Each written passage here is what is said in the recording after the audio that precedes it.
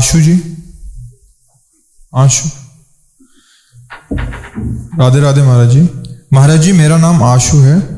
महाराज जी मैं काम, क्रोध, मोह, लोभ, अहंकार से जितना दूर जा रहा हूं उतनी दुगनी रफ्तार से वे वापस आ जाते हैं। इनसे कैसे दूर रहा जाए महाराज जी? अपने को जान गए क्या भाई? कहीं से भी दूर हटने के लिए पहले हम अपने को जानते हैं ना, और जिससे हटना है उसको जानते हैं। काम क्रोध को तो तुम जान रहे हो, पर अपने को जाने क्या कि आप हट रहे हैं। आप कौन हैं? ये तो आपके शरीर का नाम है। आप कौन है? तो फिर दूर हटने की जरूरत ही नहीं।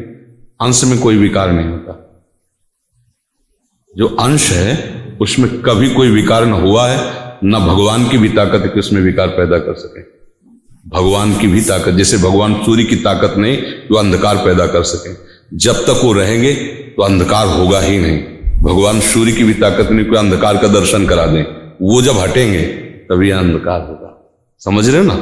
हाँ, अब हमारा जो भ्रम है वो शरीराभिमान है। हम अपने को शरीर मानते हैं। जे भी शरीर को हमने अपना माना तभी से हम भगवद अंश हैं। ये वाणी से कह रहे हैं लेकिन अनुभव में नहीं है। अनुभव में पांच भौतिक शरीर और जो सूक्ष्म शरीर और कारण शरीर, इन्हीं तीनों में हमारा राग ऐसा फैल गया है कि अंतःकरण की स्फुरण को मैं अपने में मानता हूं, अंतःकरण धर्म को मैं अपना धर्म मानता हूं, अंतःकरण की मांग को मैं अपना मानता हूं। बस अब गड़बड़ हो गया। नाव खूंटे से बंधी हुई पूरी रात भर खेई गई, लेकिन वो 1 इंच आगे नहीं बढ़ी, क्योंकि खूंटे में बंधी हुई है, खूंटे से खुली नहीं। जो आप कहते हो मैं दूर हो रहा हूं, तो आप विकारों के पुंज देहाभिमान को तो साथ लिए हुए हो, तो दूर कहां होंगे? ये दूर कहां से हो जाएंगे? आपके देहाभिमान में तो ये वास कर रहे हैं। आप में कभी नहीं स्पर्श हो सकता। कोई भी विकार आप में विकार पैदा नहीं कर सकता। कोई भी अस्त्र शस्त्र आपको स्पर्श नहीं कर सकता। आपका ऐसा अविनाशी नित्य अमल सहज सुख राशि स्वरूप है आपका। समझ रहे हैं आप? नैनम छिन्नन्ति शस्त्राणि नैनम दहाति पावका न चैनम क्लेदन्त्यापो न शोच्यति मारुता। ये अशोष्य है, अदाह्य है, अक्लेश है। फिर इसको क्लेश कैसे हो रहा है? इसने क्लेश को मान लिया है। क्लेश कहां पैदा हो रहा है? देहाभिमान में। अंतःकरण के अहम धर्म में ही मुख्यतया सारे विकारों का आना जाना है, अंतःकरण के अहम धर्म में। अब ये अंतःकरण अहम धर्म शरीर भाव से पुष्ट हो रहा है। काम किसको सताएगा? जब आप अपने को पुरुष मानेंगे तब। ऐसे काम की कोई सत्ता ही नहीं है। बोलिए, काम कब सताएगा? जब आप अपने को पुरुष मानेंगे। मान्यता गलत हो गई तो विकार ने आपको रौंद दिया। क्रोध कब आएगा? जब आप अपनी कामनाओं की पूर्ति में बाधा देखते हैं, तब क्रोध आता है। भगवद स्मृति कब छूटती है? जब आप कामनाओं की प्रतिकूलता को सह नहीं पाए।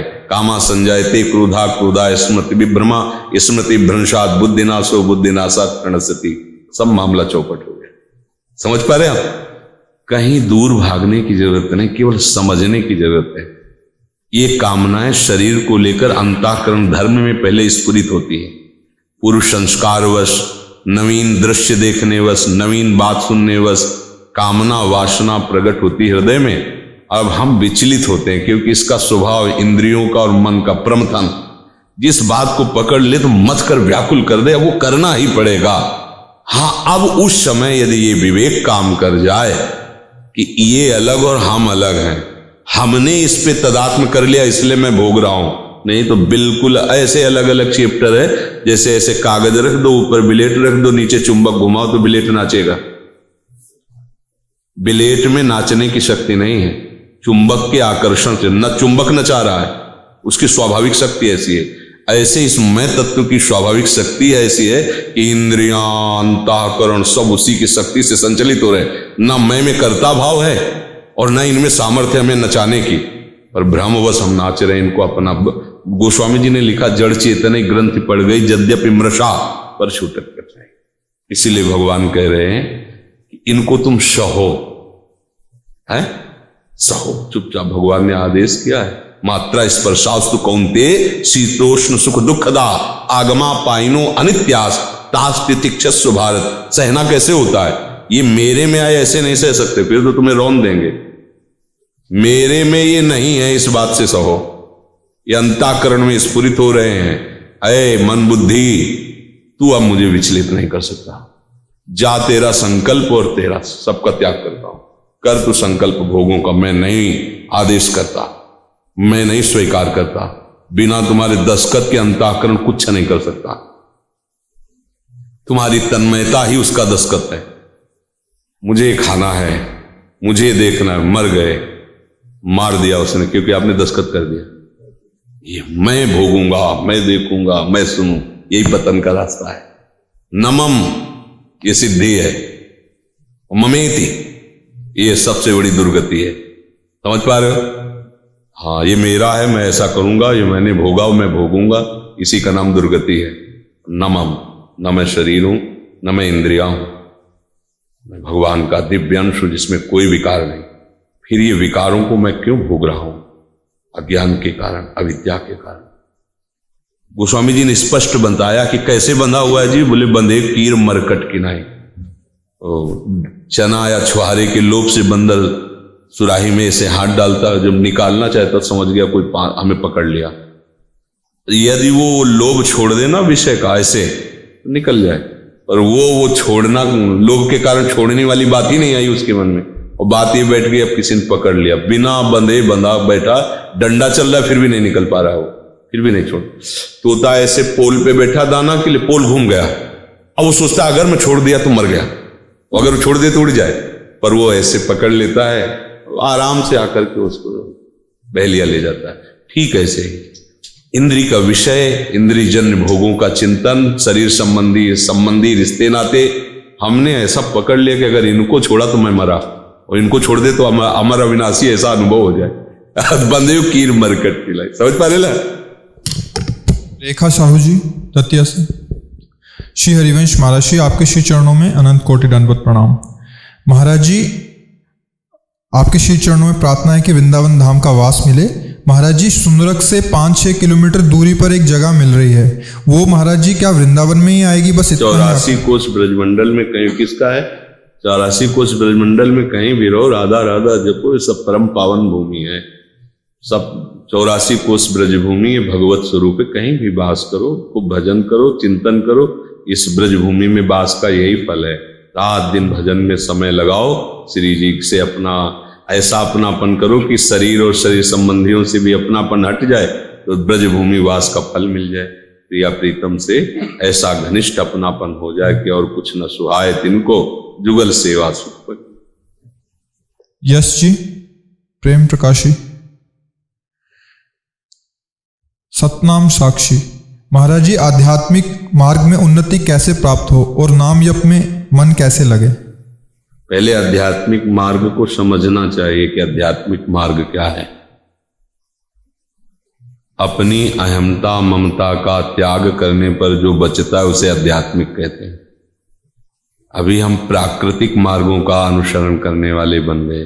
देखना, सुनना, छूना, खाना, पीना, भोगना, लोक संग्रह, उन्नति, ये प्रतिष्ठा, मान, ये सब है व्यवहारिक। और निरंतर अपने आराध्य देव का चिंतन करना या स्वरूप का चिंतन करना, निरंतर अपने आराध्य देव की लीला में डूबे रहना या लीला गायन श्रवण में रहना, निरंतर आराध्य देव की सेवा की भावना में मगन रहना या अपने स्वरूप में स्थित रहना, ये अध्यात्म है। इस मार्ग में उन्नति तभी होती है कि जो अनात्म वस्तु हैं उनका त्याग करें। त्यागात् शांतिरंतरम। जब उनका त्याग करोगे तो शांति प्राप्त होगी हृदय में। उसी शांति से अध्यात्म मार्ग में चला जाता है। उसी शांति से समस्त द्वंद्वों को सहा जाता है। जितने भी मान अपमान, निंदा, स्तुति, लाभ हानि, जन्म मृत्यु आदि हैं, ये सब द्वंद्व वही शांत पुरुष सह सकता है। उपासना का सबसे पहला सोपान शांत भाव। तो शांत कौन है? त्यागात् शांतिरंतरम। जिसने समस्त भोगों की सुख बुद्धि का त्याग कर दिया। भोगों का त्याग इसलिए नहीं कहा कि भोगों का बाहर त्याग कर दिया और अंदर से उनका चिंतन हो रहा, सुख बुद्धि हो रही, तो उसे त्यागी नहीं कहते। भोगों में सुख बुद्धि का त्याग हो, आसपास भोग रखे हो, कोई परेशानी नहीं। उनमें जो सुख बुद्धि है वो हटनी चाहिए, क्योंकि उनमें सुख नहीं है। सब संसार भोग रहा है, अपने लोगों ने भी भोगा, अनंत जन्म हो चुके, भोगते ही रहे। अगर सुख बुद्धि होती तो विश्राम मिल जाता ना। ये छलिया मन बस ऐसे भटकाता रहता है, इसमें नहीं, इसमें नहीं, इसमें ऐसे भटकते पूरा जीवन बर्बाद हो जाता है। तो भोगों में सुख बुद्धि नहीं, प्रभु में सुख बुद्धि है, ये निश्चय हो। और फिर हम जो जो माने हुए अंदर से संबंध है, उन संबंधों के राग का त्याग कर दें।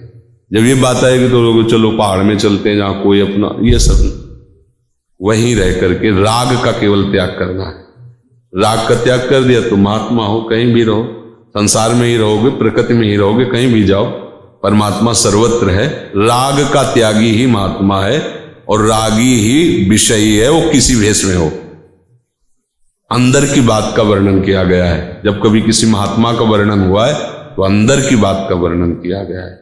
जो राग त्यागी है तो द्वेष अपने आप त्याग हो जाता है, क्योंकि राग से ही द्वेष का प्रादुर्भाव होता है, काम से ही क्रोध का प्रादुर्भाव होता है। इसलिए हम द्वेष नहीं करें। राग का त्यागी है तो वो बैरागी हुआ, और बैरागी ही ज्ञान प्राप्त करता है, बैरागी ही प्रेम प्राप्त करता है।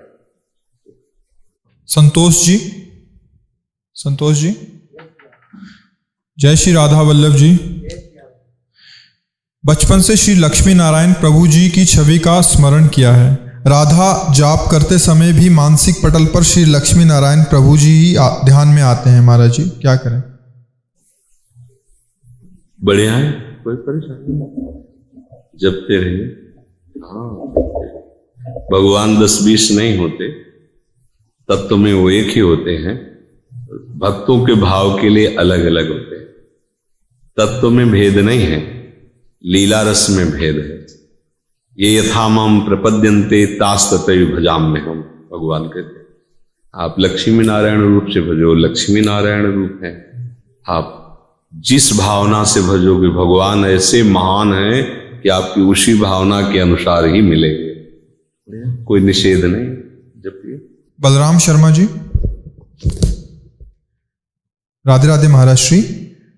गृहस्थी का त्याग कर निरंतर भजन करने के बार बार तीव्र वेग से विचार आ रहे हैं, भगवान मार्गदर्शन करने की कृपा करें। मतलब बहुत सम्माननीय विचार है, पर जिस धर्म में आप पहले से स्थित हैं उस धर्म का कार्य पूरा होना चाहिए। यदि आप गृहस्थ में हैं, आपकी संतान आदि हैं, उनका पढ़ाना लिखाना ब्याह हो गया है, तो आप निकल सकते हैं। ऐसे अपने बगीचे को अभी अधूरा छोड़कर कैसे निकल सकते हैं? वो भी तो एक सेवा है, एक सेवा है। जैसे हमें यहाँ ड्यूटी मिली है, हमारा मन हो या ना हो, हमें आपसे बात करना है, आपसे मिलना है, ये हमें सेवा दी गई। जब सेवा नहीं थी तो आंख उठा के भी किसी की तरफ नहीं देखते थे। जो आकाश वृत्ति से मिला जी रहे निरंतर भगवदाकार वृत्ति। अब अंतिम की तरफ जा रही गाड़ी, तो जो तुमने अनुभव किया दूसरों को दीजिए। तो अब आप बैठे हो, हमें पीड़ा है कि नहीं उससे कोई मतलब नहीं। हमारा मन कह रहा है नहीं, कम समय है तुम्हारे पास, एकांत चिंतन करो। नहीं, जो हमें सेवा मिली वो हमें करना है, मन की नहीं सोचना है। तो अब जैसे पुत्र है, पढ़ा लिखा के ब्याह करके उसको समर्थ बना के छोड़ दिया, ये आपकी एक बहुत बड़ी भगवत सेवा हो गई। उसे आप ऐसा मत मानिए मेरा परिवार, भगवान ने आपको सेवा दी है। हम आपको अपनी सेवा मान करके आपसे बात कर रहे हैं, आपको वैसे ही प्यार कर रहे हैं जैसे हमारे प्रभु के जन होते हैं। ऐसा कि आप अपने रिश्तेदार से भी वैसा प्यार नहीं करेंगे जितना हम आपसे प्यार करते हैं। आप सबसे, आप आए हुए हैं, श्री जी के द्वारा प्रेरित होकर आए हुए हैं, तो आप हमारी लाडली के द्वारा जब पास मिल गया है तो आप हमारी बंदनी है, पूजनी है, आप हमारे रिश्ते हैं, आप हमारे नाते हैं। बस ऐसे ही भाव रखना है। हमारा पर्सनल आपसे संबंध नहीं, हमारा पर्सनल संबंध श्री जी से, और श्री जी के संबंधी आप हो, इसलिए आप प्राण प्यारे हो, आप सब आदर के पात्र हो हमारे। ऐसे परिवार को समझो। नहीं? जैसे एक शिष्य पर हमारी नजर रहती है, उसका मनोविकार के द्वारा थोड़ा भी आचरण गलत होना ये हमारी जलन का हेतु होगा। उसको डांट फटकार के सभा में एकांत में जैसे बनेगा उसको सीधे मार्ग में चलाएंगे। तो क्या हम जानते नहीं सब में भगवान है? बचपन से भगवान के मार्ग में क्या हमें ये ज्ञान नहीं? क्या लेकिन ज्ञान है, पर आपने सेवा दी है। ऐसे आपको सेवा दी है, पत्नी पुत्र परिवार, ये मन के राग को मिटा करके अंदर ही बैरागी बनकर निरपेक्ष होकर सेवा करो। लाभ हानि में समान भाव रखो, कार्य की सफलता असफलता में समान भाव रखो, अपना प्रयास पूरा, बाकी भगवान जाने। सुख दुखे समय कृत्वा लाभा लाभो जया जयो। और अंदर से हर समय प्रभु का स्मरण करते रहो, कहीं जीवन प्रभु से विमुख होकर न बीत जाए। हर श्वास में नाम जप करो, महात्मा हो जाओगे। घर बैठे महात्मा हो जाओगे, और बाहर बैठे और राग अंदर घर का। कभी कोई मिला है तुम्हारा लड़का ना ऐसे से ऐसा, झेल नहीं पाओगे, क्योंकि बहुत समय से तुम उसी राग में रहे हो। और अगर अपने राग की कर्तव्य को पूरा कर दिया, फिर आपको लगेगा जो भोगना है भोगो, हमारा जो कर्तव्य था निपट, आप में आत्मबल आ जाए, क्योंकि आपने अपना कार्य पूरा कर दिया। और यदि कार्य अधूरा छोड़ा तो आप कहीं भी चले जाओ, वो कार्य आपको बाधित करता रहेगा। खास बात, कार्य पूरा हो जाएगा तो आपके हृदय में शीतलता हो जाएगी, मेरा कर्तव्य पूरा हो गया, अब नहीं, अब तुम्हें जो करना है करो, अब हमारा कोई संबंध नहीं। पर आप अपने कर्तव्य को अगर छोड़ देंगे तो गड़बड़ हो जाएगी। तो कर्तव्य का निर्वाह कर लीजिए और खूब नाम जप कीजिए। अगर शरीर वहीं छूट जाता है तो भी आप वैरागी ही हो, क्योंकि भगवान का संबंध स्वीकार करना ही वैराग्य का स्वरूप है। केवल सबको छोड़ करके लंगोटी लगा के बैठ जाने को वैराग्य नहीं कहते। अंदर से सब राग है, धन में, स्त्री में, परिवार में, नाना प्रकार के भोगों में, ये नाटक ही तो हुआ। और राग नहीं, परिवार में हो, अंदर से आह भर के पुकारते हुए हा कृष्ण हा किशोरी जी, सच्चे महात्मा हो, भागने की जरूरत नहीं है। समझ रहे ना, भागने की जरूरत नहीं, ये समझ आ जाए। कोई हमसे पूछे कि तो फिर तुम्हारी समझ कहाँ गई थी बाबा जी बन गए, बोले पूछे तो सही बात, मेरी समझ नहीं थी। जैसे भूत आवेश होता है ना, ऐसे हमें था। जैसे किसी के ऊपर भूत आ जाए ना, समझ में नहीं आता, ऐसे ही भूत आवेश था, बस मुझे भगवत प्राप्ति करनी। अच्छा, हमारे पास कोई कर्तव्य नहीं था, 13 वर्ष की अवस्था, और भाई परिवार सब कोई कर्तव्य में अभी प्रवेश ही नहीं हुआ था, केवल उस समय पढ़ाई ही कर्तव्य था। और उसी पढ़ाई में एक पढ़ाई और जागृत हो गई, अब मुझे भगवत प्राप्ति करनी, बस केवल भगवत प्राप्ति। 13 वर्ष की अवस्था में भाग पड़े थे, कोई कर्तव्य नहीं था। अब हम थोड़ी भाग पड़े थे, जैसे भूत चढ़ जाता है ऐसे चढ़ गया था, पूर्व जन्म का अधूरा काम पूरा करना होगा, बस मुझे भगवत प्राप्ति करनी, बस कुछ नहीं, किसी की कोई बात नहीं, बस जब तक भगवान का साक्षात्कार नहीं तब तक जीवन बिल्कुल व्यर्थ। ये बात बैठ गई थी किसी कर। अब ब्याह करने के बाद ये बात आती तब तो ठीक नहीं था ना। ये ऐसा आपने ब्याह किया, गृहस्थी में गए, अब उसका पालन करते हुए भजन करो, उसमें भी भगवत प्राप्ति हो जाएगी। ऐसा थोड़ी कि गृहस्थ को भगवत प्राप्ति, ऐसा नहीं कि गृहस्थ संत नहीं है, ऐसे ऐसे गृहस्थ हैं कि संत जन उनको नमस्कार करते हैं।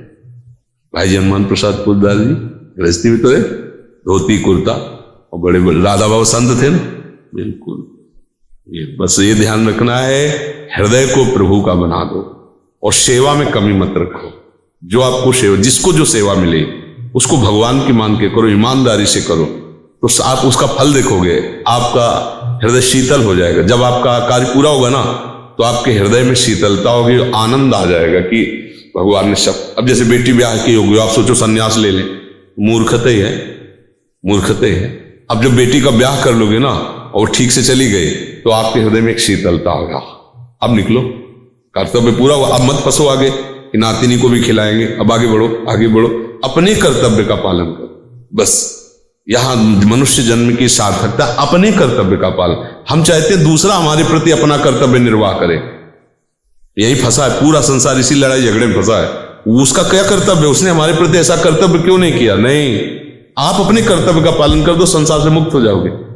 फंसे इसीलिए हो, दूसरे के कर्तव्य को तुम देखते हो कि वो हमारे प्रति कैसा, बेटा है तो उसका क्या कर्तव्य होना चाहिए। नहीं, तुम्हें ये नहीं देखना, बाप हो तुम्हारा क्या कर्तव्य होना चाहिए, वो कर दो, आप राग रहित हो जाओगे, आप उससे मुक्त हो जाओगे, उसके बंधन से मुक्त हो जाओगे। समझ रहे हैं?